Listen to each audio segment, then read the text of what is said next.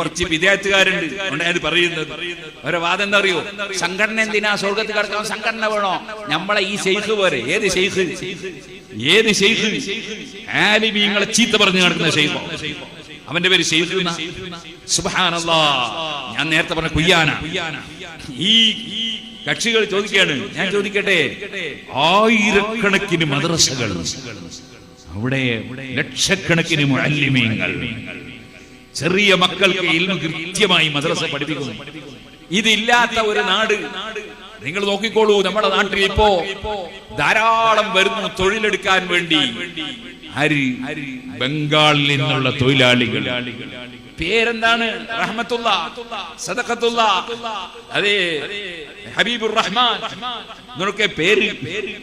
മോനെ നിസ്കരിക്കാൻ അറിയോ? നിസ്കരിക്കാൻ അറിഞ്ഞൂടാ? I don't know.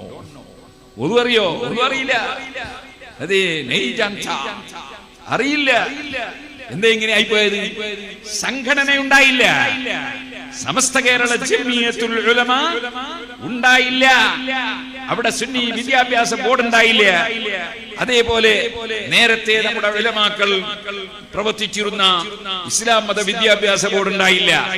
അതേപോലെ ഉള്ള സംഘടനാ പ്രവർത്തനങ്ങൾ ഉണ്ടായില്ല. അതുകൊണ്ട് തന്നെ വടക്കേ ഇന്ത്യയിൽ നിന്ന് വരുന്ന ആളുകൾ, അവർക്ക് ഈമാനില്ല എന്ന് പറയാൻ പറ്റുമോ? സുബ്ഹാനല്ലാഹ്, അവർക്ക് ഈമാനൊക്കെ ഉണ്ട്.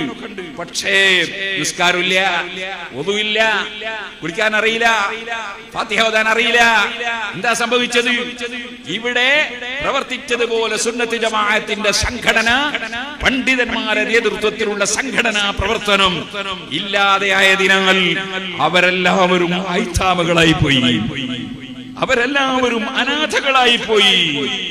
അവർക്ക് ഇൽമു കിട്ടിയില്ല. സുഹൃത്തുക്കളെ, അതേപോലെ ഒരവസ്ഥ ഈ നമ്മുടെ കേരളത്തിലും ദക്ഷിണ കന്നഡയിലുമൊക്കെ കൊണ്ടുവരണമെന്ന് ആഗ്രഹിക്കുന്ന ദീനിന്റെ ശത്രുക്കൾ. ആ ശത്രുക്കളാണ് സംഘടന വേണോ സ്വർഗത്ത് കടക്കാൻ. നമ്മളെ ശൈഖിന്റെ കൂടെ ഇങ്ങനെ നടന്നാ പോലും എന്ത് ചേക്ക്? അള്ളാഹുവിന്റെ ദീൻ നശിപ്പിക്കാൻ വേണ്ടി ഇറങ്ങിയ കക്ഷികൾ, അതിൽ മുസ്ലിമീങ്ങൾ പെട്ടുപോകരുത്. ഇത് നിങ്ങൾക്കൊക്കെയും മനസ്സിലാക്കാൻ കഴിയുന്നതല്ലേ?